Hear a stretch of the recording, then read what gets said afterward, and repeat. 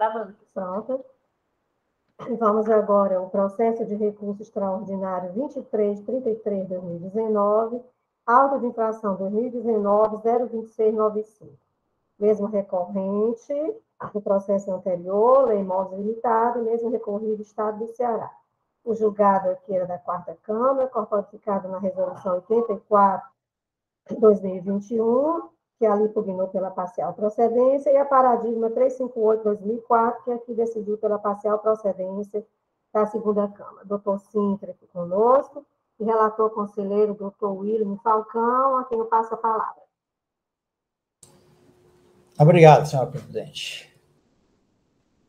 Parece ser mais simples, né? Eu entendo que é. Vamos lá. O auto de infração abarca o período exercício 2014 e o exercício 2015. Traz no relato da infração o seguinte teor: omissão de receita identificada através de levantamento financeiro fiscal contábil. Analisando a conta caixa do contribuinte, constatamos o ingresso de valores recebidos a título de recebimento de cliente, que não foram comprovados pelo contribuinte, nos valores de R$ 1.029.000 e R$ 1.190.000, configurando suprimento de caixa sem comprovação da origem do numerário. O artigo infringido é o 92, o parágrafo 8º da Lei 670/96. E a penalidade constante da infração sugerida é o 123(1)C da Lei 670/96. No entanto, esta penalidade sugerida, na verdade, não foi aplicada. A aplicada foi a 123(3)B, item 1 da Lei 670/96. Isso ele faz a retificação das informações complementares. E o valor do ICMS é R$ 386.580 e a multa R$ 682.200, onde se vê que ele aplicou o 123(3)B realmente. E se fosse o 123(1)C, estaria a multa igual ao valor do imposto, que não é o caso.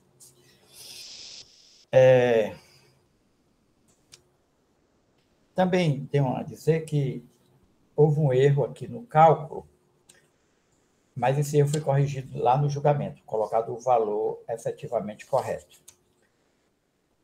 O fiscal autuante, senhores conselheiros, junta a partir, quem estiver acompanhando no WebDrive, da página 10, os documentos, o livro razão, a conta caixa, e ele grifa, tá? Todos os itens estão grifados. Coloca a data, mês a mês, né? E recebimento de cliente e o valor.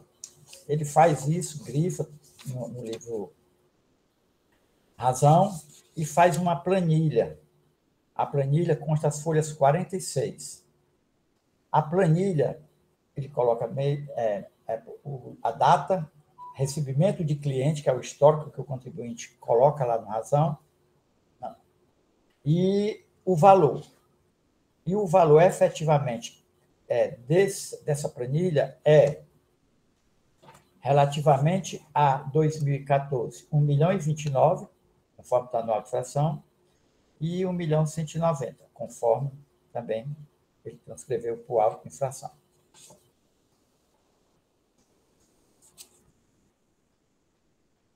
O contribuinte ingressa com defesa e o processo vai para o julgamento na primeira instância e é julgado parcial procedente. O julgamento está nas páginas 66.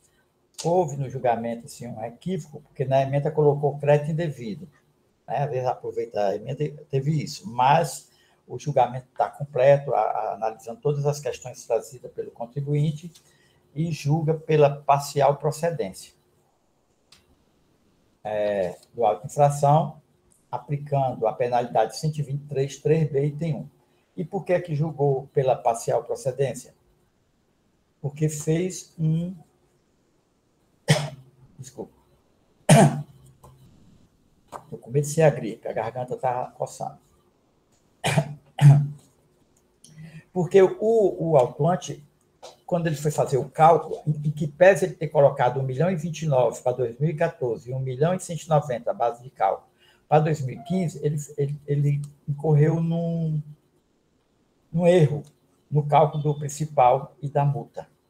Teve um erro, mas foi corrigido no julgamento singular, por isso que ela julgou parcial procedente, e aplicando a penalidade 123.3b, item 1. O contribuinte entrou com o recurso ordinário e o processo foi julgado, né, apreciado e julgado, está na página 95 aqui, a resolução 84/2021 foi julgado parcial procedente, conforme o julgamento singular, cobrando ICMS de 377.230, um valor menor um pouco do que está no auto, e a multa de R$ 665.700, também um valor menor, que tudo dá um total de R$ 1.042.930. O contribuinte ingressa com recurso extraordinário.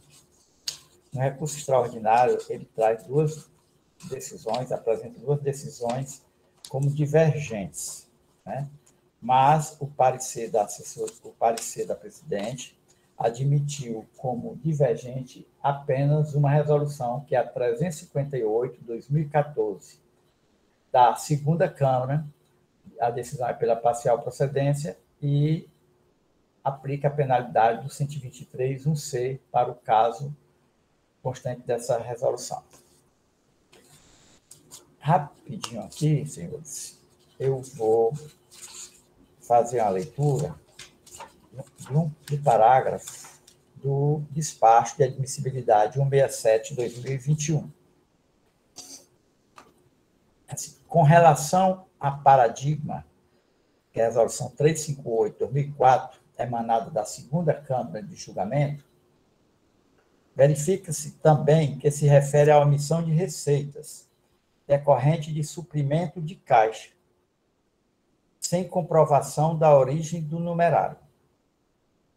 Ocorre que, nessa situação, não se pode precisar quais as circunstâncias materiais do fato causador da infração, razão pela qual se combinou a penalidade menos gravosa ao contribuinte, que é a relativa à falta de recolhimento de ICMS, artigo 123.1c da Lei 12.670/96. Esse questionamento também foi objeto da decisão recorrida. No entanto, a Câmara, por maioria de votos, rejeitou o reenquadramento da penalidade, sendo mantida a sanção discriminada nas informações complementares, qual seja a contida no artigo 123.3b, item 1 da Lei 12.670/97, com nova redação dada pela Lei nº 16.258/2017. E assim foi que o processo foi admitido. A questão toda se limita à aplicação da penalidade 123.1c da paradigma ou a 123.3b, item 1 da Lei 12.670/97.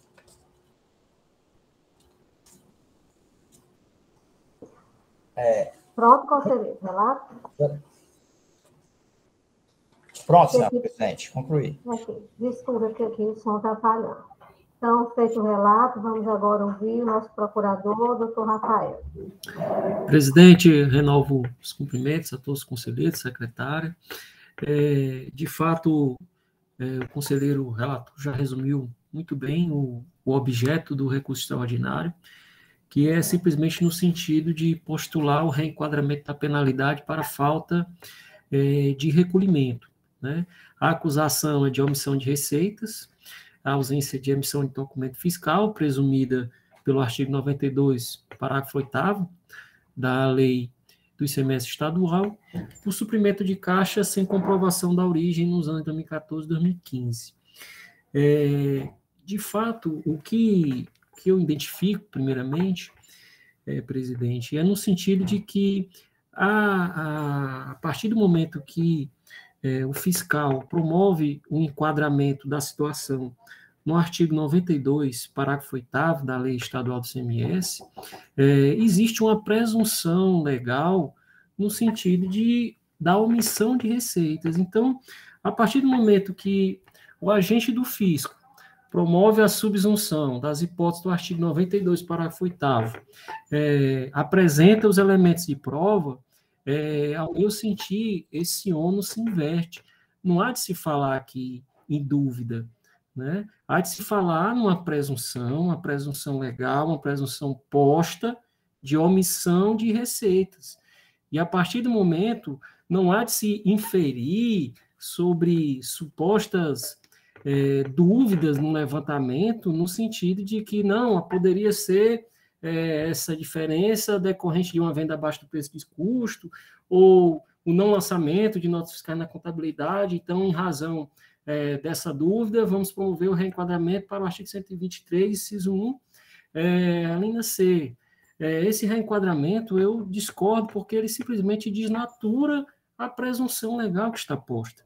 Caberia ao contribuinte, durante o procedimento fiscal, tanto na primeira como na segunda instância, se valer dos meios de provas pertinentes para desconstituir a acusação, né? E a partir do momento que ele evidencia que se tratava, na verdade, de uma venda abaixo do preço de custo, que essa diferença é decorrente de uma venda abaixo do preço de custo, do não lançamento de algumas notas fiscais na contabilidade, aí é o ônus da prova dele. E aí não se falaria nem em reenquadramento, se falaria em procedência mesmo, porque ele evidenciou que não se tratava de ausência de omissão de receitas por ausência de emissão de documento fiscal, ou seja, a presunção estabelecida na lei é uma presunção que admite prova em contrário.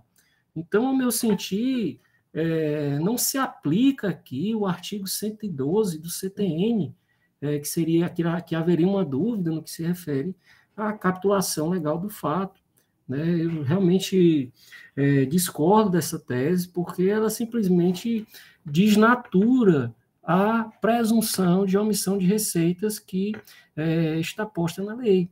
Então, independentemente do comportamento processual do contribuinte, eu estaria pondo em situações de equivalência aquele contribuinte que é colaborativo, apresenta os documentos no sentido de desconstituir a omissão de receitas, e aquele que simplesmente fica totalmente inerte na primeira, na segunda instância, e não apresenta os elementos de prova, no sentido de que não houve, de fato, omissão, a ausência de emissão de documento fiscal, mas uma eventual venda abaixo do preço de custo, ou ausência de lançamento de notas na contabilidade.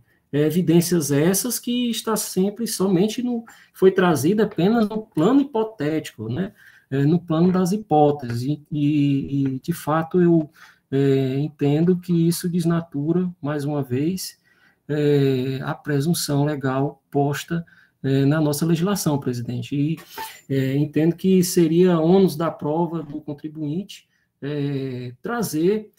desconstituir essa presunção legal que o agente do fisco estabeleceu em face dele a partir do suporte probatório que foi apresentado nos autos.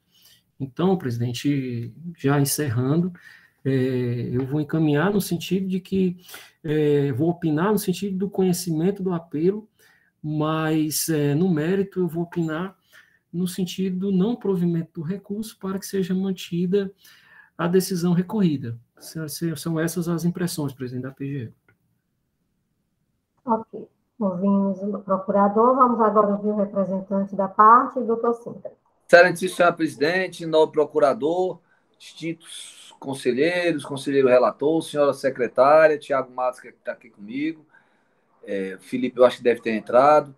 Senhores, como eu disse, esse processo, diferentemente do anterior, é mais sucinto, porque rigorosamente a questão que foi colocada para apreciação aqui do Egrégio Conselho Pleno é saber se, diante das nuances que gravitam em torno da autuação em questão, que foi uma autuação amparada em uma presunção, que é uma autuação em que não há como precisar, inclusive, em que instante eventualmente ocorreu a suposta omissão de receita presumidamente apontada pelo nobre autuante, é que a recorrente trouxe aos autos algumas resoluções paradigmas e a distinta presidente admitiu que a resolução 358/2014 guarda aproximação com o presente caso. Essa resolução, só reiterando, eu sei que por ocasião do relato já foi, mas só reiterando, e que igualmente a acusação era omissão de receita, e a justificativa foi essa: aplicação de penalidade mais benéfica. Por quê? Em face de não ser possível, de modo seguro e firme, com certeza absoluta, estabelecer o que adviria da situação, em termos de tributação, da suposta omissão apontada pelo autuante no que diz respeito a ingresso de possíveis valores recebidos a título de recebimento do cliente e cuja comprovação, diz o autuante, a recorrente não logrou êxito em apresentar. Então, senhores, de maneira objetiva, eu disse isso logo no começo dessa sessão, esse processo ele não vai consumir muito tempo, porque parece que aqui o que o Egrégio Conselho vai dizer é o seguinte: diante dessa incerteza que a recorrente apontou no seu recurso extraordinário e indicando, inclusive, a resolução paradigma 358/2014, justifica-se a aplicação da penalidade falta de recolhimento 123(1)(c) em vez da sanção proposta pelo autuante. Tá certo? Então, a discussão é a aplicação da penalidade mais benéfica, indicada, em vez da penalidade proposta pelo nobre autuante. Diante disso, senhor presidente, divergindo de maneira respeitosa das considerações apresentadas pela douta Procuradoria, nós entendemos sim que é o caso de aplicação da resolução paradigma que foi admitida por esta igreja, por esta presidência, douta presidência, tá certo? Que a resolução é o critério adotado pela resolução 358/2014. Tá certo? São as nossas razões, senhora presidente. Vamos aguardar a manifestação do Egrégio Conselho Pleno. E se por ocasião do debate surgir algum aspecto pontual, a gente quer ter oportunidade de prestar algum esclarecimento aqui para aclarar para os dignos conselheiros. Obrigado, presidente.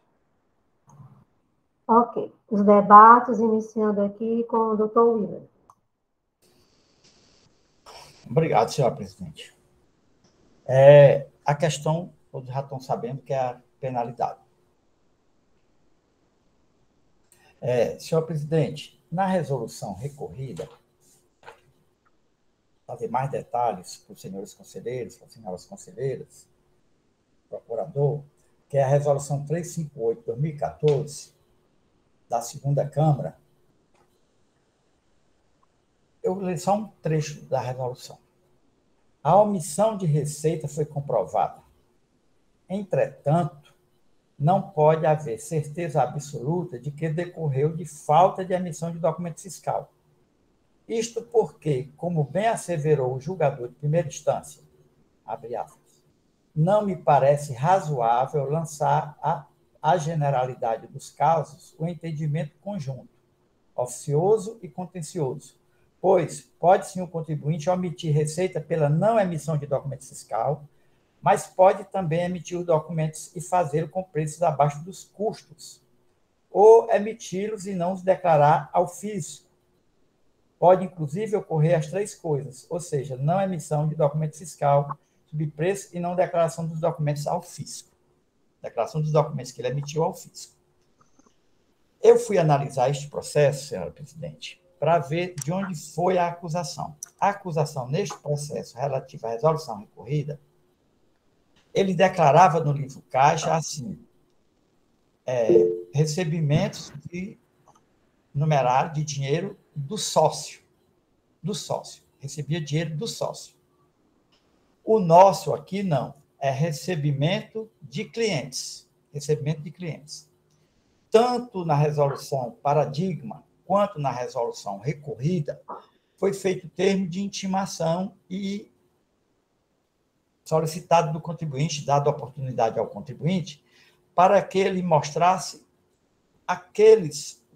os documentos que geraram aqueles lançamentos, tanto do recebimento dos sócios, como recebimentos dos clientes.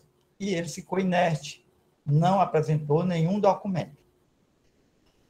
Voltando aqui para paradigma. Na paradigma, aí ele ali aqui dizendo, isso não vai dizer que recebeu do sócio, se foi emissão de nota fiscal, foi nota fiscal menor, ou seja, houve a omissão de receita, mas não dá para saber por isso. Sim, e ele recebeu, e o contribuinte justificou, teve a oportunidade de dizer, não, o sócio passou esse dinheiro, por quê? Além do mais, dentro do processo, demonstra que o sócio emprestou R$307 mil para a empresa. E o imposto de renda dele, a declaração de tudo que ele conseguiu de receita durante o exercício, foi R$100 mil. E emprestou R$307 mil para a empresa. Aqui, voltando ao nosso caso. Quem verificar as planilhas, está claro, elas estão grifadas, juntou o razão, e a cada lançamento dessa forma, recebimento de cliente, R$5 mil, recebimento de cliente, R$100 mil, tem valores menores e valores maiores.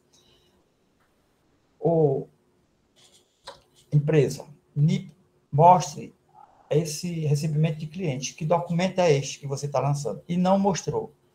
Aí eu vou ter dúvida de que foi, o cliente doou para a empresa? Não posso entender isso. Tem gente boa, mas está difícil, né? Eu vou entender que foi isso? Não. Tem alguma coisa aí. Aí foi subfaturamento, esse recebimento do cliente? Isso foi uma nota que não foi escriturada? Não vejo isso. Porque se ele emitiu a nota e não escriturou, a fiscalização também teria visto isso. Né? Tinha até visto. Lógico que eu não posso ter outra dedução, senhores conselheiros, que não seja vendeu a mercadoria, a conta caixa lá não fechou e colocou o recebimento, colocou o recebimento do cliente, mas não apresentou o documento, só pode ter sido a venda sem nota fiscal. Não vejo outra forma. É esse o meu posicionamento, senhor presidente. Vamos aqui ouvir o doutor Augusto. Meu é rápido. E aí eu entendo, presidente, certo? Que, diferentemente de uma demonstração de resultado de mercadoria, diferentemente da acusação de venda abaixo de custo, que nesses, tá certo? Realmente há uma dúvida, tá certo? Em relação se a empresa vendeu abaixo do custo, uma demonstração de resultado com mercadoria, eu ainda tenho essa dúvida. Numa venda abaixo do custo, eu não tenho nem dúvida, porque há o próprio documento fiscal emitido. Eu não tenho dúvida. Nesse tipo de caso aí, ele é uma caracterização de venda sem documento fiscal, até que prove o contrário. Certo? Um para trás de recolhimento, que eu também não consigo ver essa condição. Aqui é caso mesmo de falta de emissão de documento fiscal. É só isso, presidente. Obrigado. Doutor Ricardo Valente. Presidente, nós já decidimos aqui em algumas vezes, inclusive tem precedente aqui dessa Câmara Superior, sobre a questão da questão do saldo. A gente, presidente, já levantou aqui algumas vezes na Câmara Superior o seguinte: o mero saldo de caixa seria suficiente para comprovar a omissão das receitas? Tá certo? Eu entendo tudo que o doutor William está levantando, entendo também que o doutor Augusto está levantando. O problema é, diante de tudo que foi demonstrado dentro dos autos, que eu também tive a oportunidade de analisar, e fica uma lacuna muito grande de incerteza sobre essas omissões de receitas, mediante uma aplicação dessa penalidade, da 123, da 123.3 Poxa, agora eu me peguei aqui. É 3B, eu acho. Pronto. A aplicação da penalidade eleita pelo agente autuante para a do 123.1c, porque não existe uma comprovação nos autos dessa omissão de receita. Tudo está sendo levantado de maneira pela presunção. Ah, eu tenho aqui um cliente e um contribuinte que fizeram uma doação para a empresa. Está comprovado.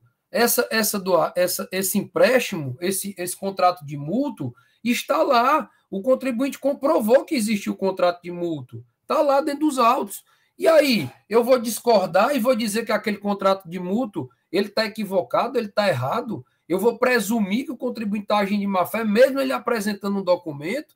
Quais foram as ações que foram tomadas pela Fazenda, pelo agente, quando ele entendeu, ou pela própria casa, quando se entendeu que aquele documento ali era fraudulento? Porque se eu entrego um documento e eu digo que aqui é um contrato de mútuo, esse contrato de mútuo eu estou dizendo que é um documento correto, que é um documento dentro dos ditames legais, e não se considera esse documento, eu estou dizendo que ele é um documento fraudulento. E quais foram as providências que foram tomadas em relação a isso? Ou seja, se faz autuação por presunção, não se permite, porque não tem a comprovação, não se permite que o contribuinte faça uso do 112 do CTN, onde temos vários paradigmas nesse sentido, pela aplicação do 123.1c, nesse sentido, inclusive foram demonstrados. O contribuinte vem, apresenta o contrato de mútuo, e esse contrato de mútuo não é levado em consideração. Não, o fiscal, ele autuou pela presunção, o fiscal está certo, porque foi pela presunção, não se provou no processo que o contribuinte realmente devia, eu estou presumindo que ele deve, porque ele não apresentou contraprova, e aqui eu tenho um documento que é um contrato de mútuo que foi apresentado e que não está sendo levado em consideração. Então, presidente, eu chamo a atenção em relação a isso, porque nessas circunstâncias nós precisamos saber o seguinte, eu até anotei aqui, isso eu trago lembrando que a Câmara Superior, inclusive a terceira Câmara, que é a qual pertenço, nós já decidimos muitas vezes em relação a isso. Mero saldo de caixa seria suficiente para comprovar a omissão de receitas? Inclusive, eu acho que eu tenho até resolução da minha lavra nesse sentido. Então, nós temos, sim, uma possibilidade, sim, de aplicar conjuntamente com o 112 do CTN, o 123.1c, como já fizemos várias vezes, que o mero saldo de caixa não serve como única prova para isso, por presunção. Nós temos aqui esses julgados. Eu, inclusive, da minha lavra, tenho uma absoluta certeza disso. Então, presidente, era nesse sentido que eu queria manifestar. Entendo, presidente, que caberia sim a aplicação do 123.1c pela paradigma. Ok, doutor Augusto. Bom, presidente, vamos lá. Nós não estamos mais aqui em sede de recurso extraordinário falando do auto propriamente dito. O auto de omissão de receitas já existe, certo? A caracterização ela é contida no parágrafo 8º do artigo 92, salvo engano, certo?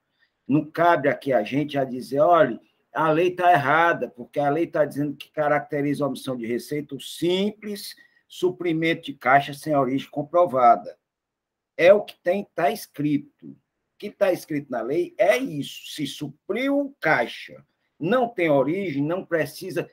mas eu tenho 1 milhão no caixa, lancei 100 mil sem comprovação, esses 100 mil, mesmo eu tendo dinheiro no caixa, esses 100 mil caracteriza uma omissão de receita.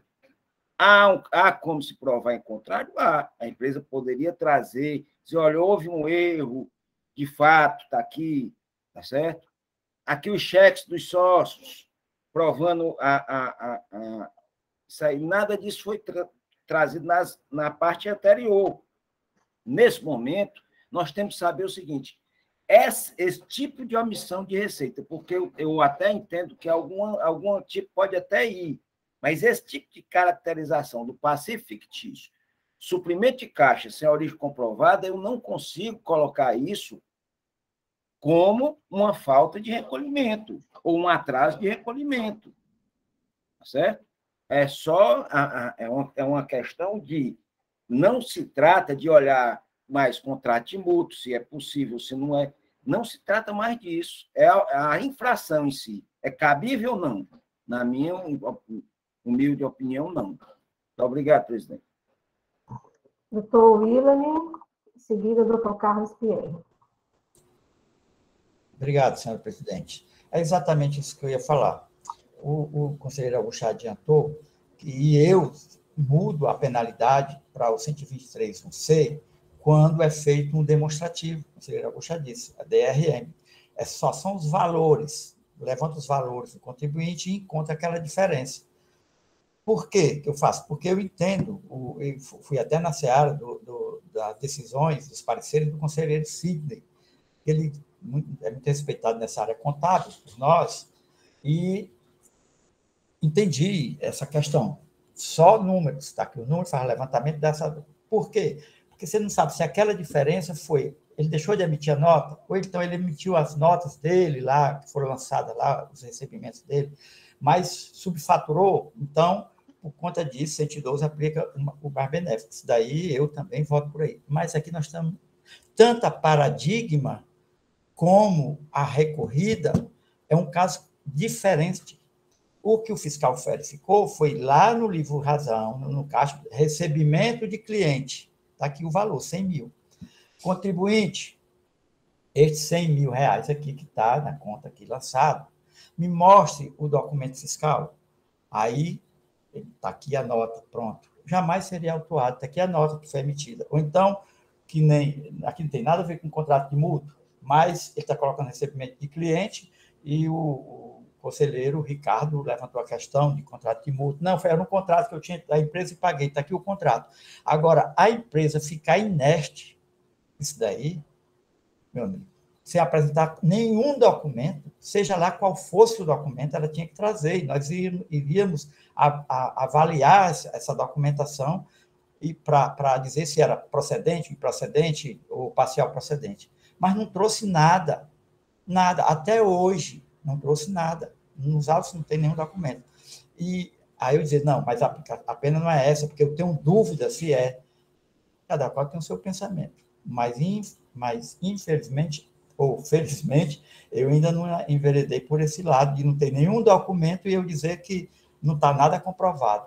Está comprovado, porque o contribuinte deveria ter mostrado a origem daquele dinheiro que ele recebeu. Ele tinha essa obrigação e não fez. Né? Ficou inerte. Houve um descaso contra isso. E eu não posso, de maneira nenhuma, alterar a penalidade, porque o artigo 92, parágrafo 8º, diz de forma clara, no parágrafo 8º, caracteriza a obtenção de receita ocorrendo os seguintes fatos: suprimento de caixa, no inciso 1, sem a comprovação da origem do numerário que ele recebeu. É uma omissão de receita que está caracterizada. Agora vem para a questão da penalidade mais benéfica, porque tenho dúvida ou não. Se alguém tem dúvida, foi o contribuinte que incorreu na dúvida, e não o agente fiscal. Porque o contribuinte deveria ter demonstrado, seja o que fosse esse dinheiro. Mas ele não se preocupou com isso. Então, eu também não vou me preocupar de jeito nenhum de achar que não estou aplicando a legislação corretamente. Eu estou. É o 123, 3B, item 1. É isso, presidente. Ok. Doutor Pierre.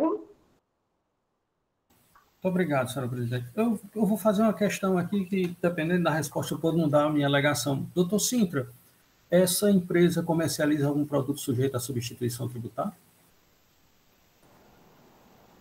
Veja, no período, Pierre, eu não sei dizer, porque houve aquela alteração, como ele trabalha com móveis, no período, eu não sei se já estava vigorando aquela sistemática da substituição tributária por entrada, eu acredito que não, Pierre.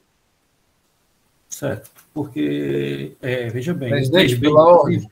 Só um minutinho, deixa o doutor Pierre terminar Não, o pensamento. se o Ricardo tiver alguma observação quanto a essa minha questão, eu gostaria de escutar. Pois não, doutor. Ok. Carlos Pierre está lhe passando a palavra. Pierre, eu olhei aqui, eu analisei os processos ontem, todos os 2 processos. E eu me lembro que esse processo do Dr. William tem parte, sim, de ST dentro dele. Tem parte de ST. Compras em ST, sim. Viu? Obrigado. Veja bem, senhora presidente, colegas conselheiros, a dúvida é tão grande que o 123, 3B, ele traz duas penalidades. Eu fiz assim, né? Tá segurando a caneta. 2 penalidades. Uma para substituição, que é 10%, e outra que foi aplicada a 30%. Pois bem, quem é que sabe aqui se essa falta de emissão do documento fiscal de produto sujeito à atribuição, substituição tributária ou não? Alguém sabe? Eu não posso dizer que não era. O que acontece, senhores, é que a presunção, o nome já diz, é presunção de receita. Se presume, não se sabe a natureza. E eu acho mais, o próprio fiscal tinha tal dúvida, que no auto de infração, embora na complementação ele coloque o 123, 3B, certo? Na penalidade escrita no auto, ele bota 103 no C. Eu estava até endoidando, porque eu vi só a primeira parte, e eu não estava entendendo, o contribuinte está pedindo o que o fiscal deu. De alguma coisa eu saí feito doido, olhando aqui. Depois foi que eu vi que nas informações complementares, ele muda e aplica o 123, 3B. O fiscal, eu não sei se ele teve dúvida, foi um copiar, colou e tal, certo? Mas veja bem, era tão possível ser o 123, 1C, que ele utilizou, mesmo no colar, colou, uma parte semelhante. Então, quem tem que ter dúvida da aplicação da penalidade somos nós. Não é o fiscal, não. Claro que ele aplica a fiscalização, a norma que ele entende que é correta. O julgador é que está aqui para isso. Se eu tenho dúvidas da penalidade a ser aplicada, eu aplico a mais benéfica pelo contribuinte. É o mesmo caso da 123.8L.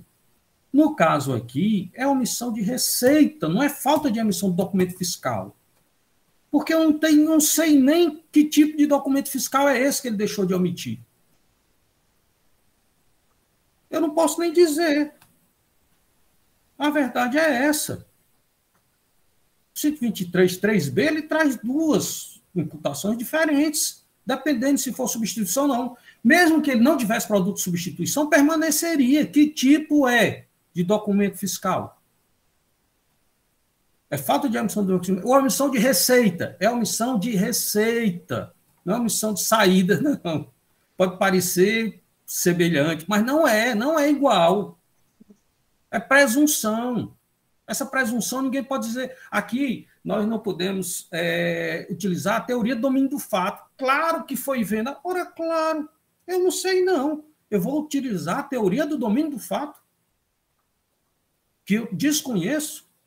Não há condição. Teoria do domínio do fato não deve ser aplicada para esse tipo de sanção.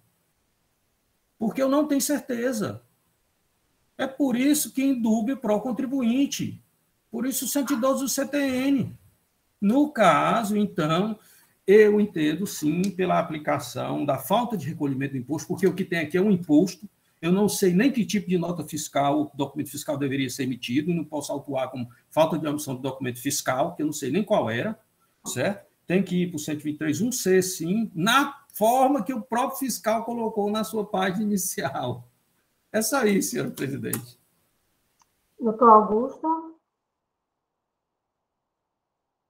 Só para terminar, nós não estamos aqui, até vendo aí o pessoal discutindo, é substituição ou não é. Nesse momento, não cabe mais, senhores, a gente está tratando desse tipo de assunto. Não cabe. Aqui nós temos que tratar o quê? Em relação à penalidade. Simples. Penalidade aqui, certo? É aquela que fez ou não é a falta de recolhimento ou é uma falta de emissão de documento fiscal, é simples. Certo? E me parece, por ser simples, o que é simples, senhores? Agora há 5 minutos atrás, nós julgamos um passivo fictício. Olha, olha se vocês colocaram a penalidade de falta de recolhimento. Foi não, foi falta de emissão de documento fiscal no passivo fictício. Mas poderia ser uma outra coisa, poderia, isso aí caberia à empresa provar, certo? E ela não prova isso. Qual é a condição de uma caracterização de omissão de receita por presunção, senhores? A caracterização de uma presunção de omissão de receita, ela inverte o ônus da prova, tá certo? A empresa poderia trazer, sim, aqui, olha, nós vendemos aqui um objeto que era de 3 milhões, está aqui, nós subfaturamos, recebemos 2 milhões por fora, pronto. Mas não tem nada disso. Então, aqui é um caso clássico mesmo de falta de emissão de documento fiscal. Muito obrigado. E encerro minha fala hoje. Ok. Doutora Elineide.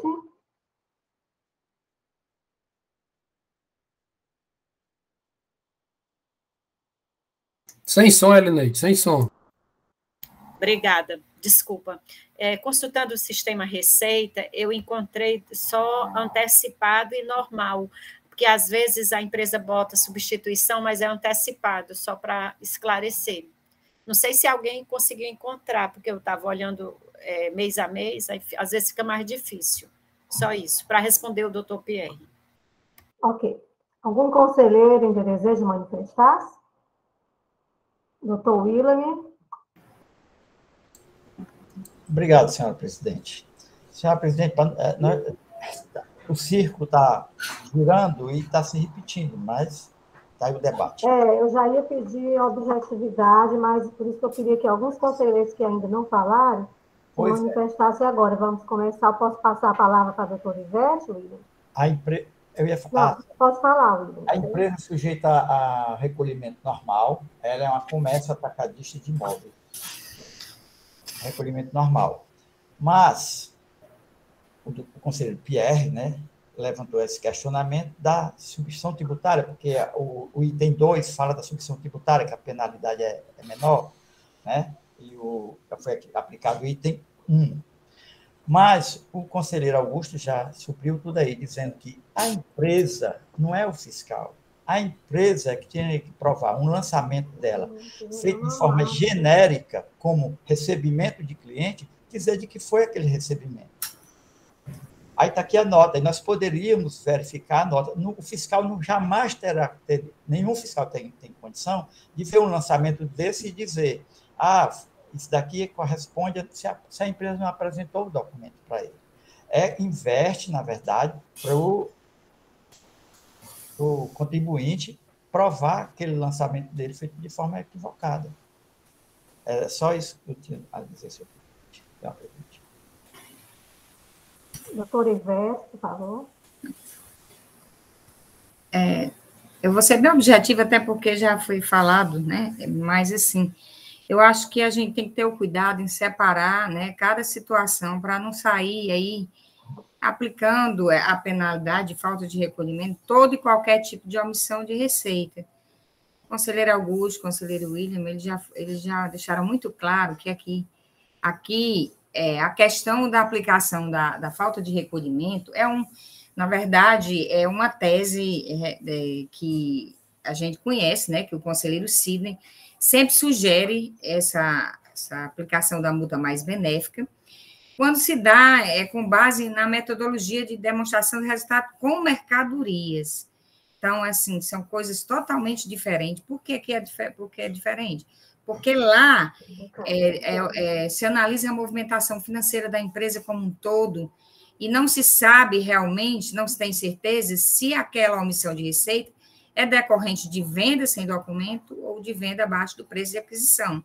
E aí surge essa dúvida, mas nessa metodologia. Nesse caso aqui, é baseado na contabilidade da empresa, onde ela declarou um valor e não trouxe documentos para respaldar aquele lançamento. Então, assim, não há como se aplicar, independente de sistemática de tributação, houve uma omissão de receita. Essa omissão de receita não se sabe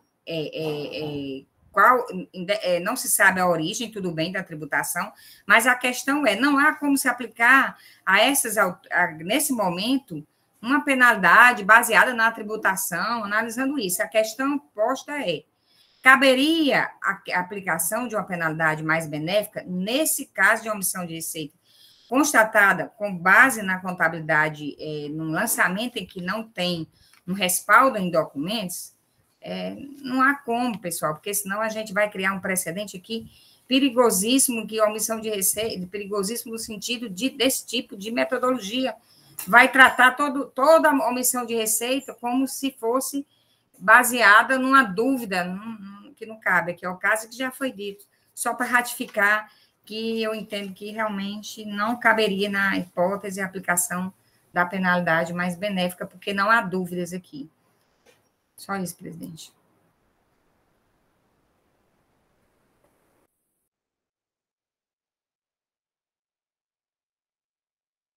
Presidente, a senhora está sem som, presidente. Doutor Ricardo, deseja manifestar-se ainda?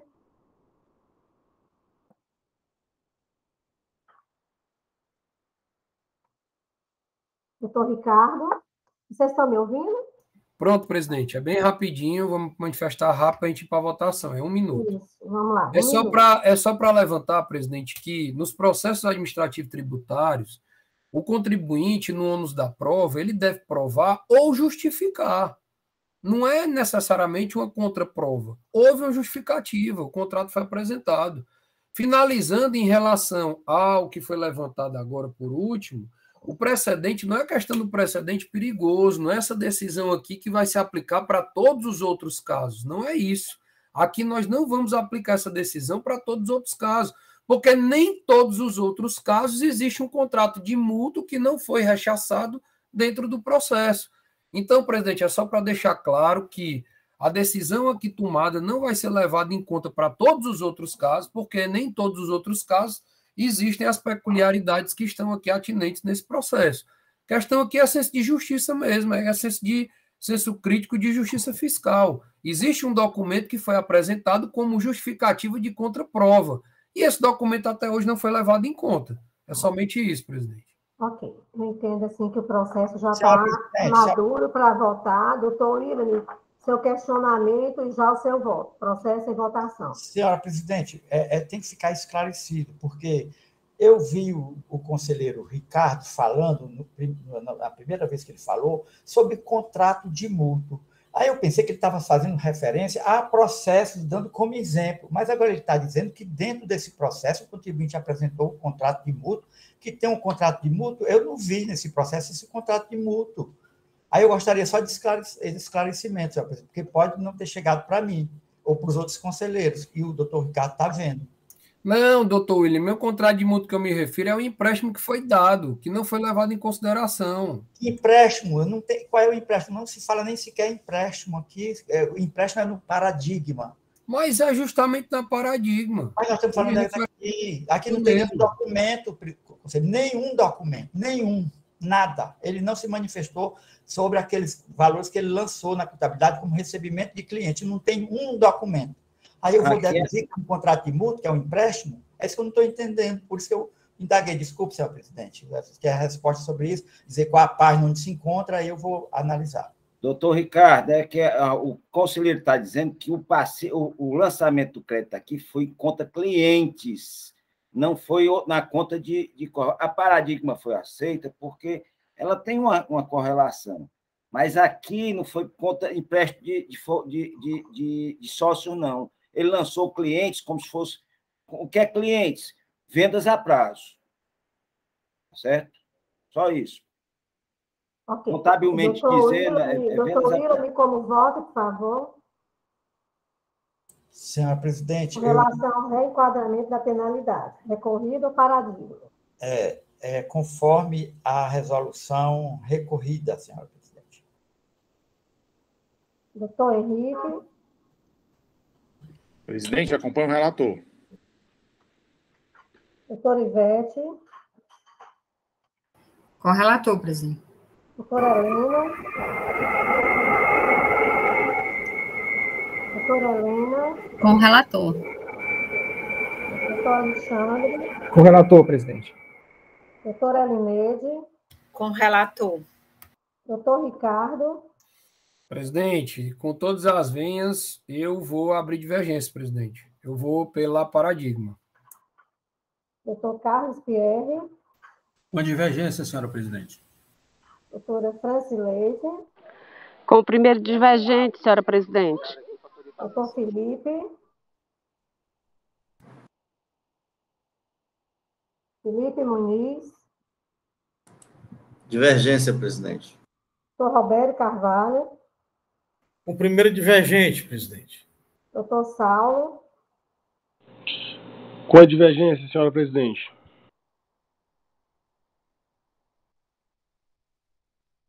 Bom, aqui analisando o presente processo, eu já tenho até um entendimento firmado com relação a essas situações, eu me acosto inteiramente o que aqui foi dito pelo doutor William. Somente lá no demonstrativo da conta mercadoria, e em algumas situações que eu comungo do entendimento que é trazido pela tese do doutor Sidney. No caso aqui dos autos, de forma alguma. Razão pela qual eu acompanho aqui o voto do conselheiro relator, em voto de desempate. E já fica a decisão proferida, voto de desempate, e fica o processo com o doutor William, realmente, que foi o conselheiro vencedor e relator para fazer a resolução. Consignando Silvana, os votos divergentes e decisão em consonância com a manifestação oral do doutor representante da PGE. Fez a decisão para o processo, agradecendo aqui o doutor Sintra, e até mais tarde... Até daqui a pouco, é 13h30, presidente? Às 14 horas. 14, né? Tá ótimo. Obrigado a todos, tá certo? O Thiago teve que se ausentar. Obrigada. Boa tarde para todos. Tchau a todos, até mais tarde. Boa tarde, pessoal. Alguns minutos voltamos. Tchau, pessoal. Obrigado. Até mais tarde. Boa tarde a todos. Hoje eu estou acertando. Até mais tarde. Boa tarde.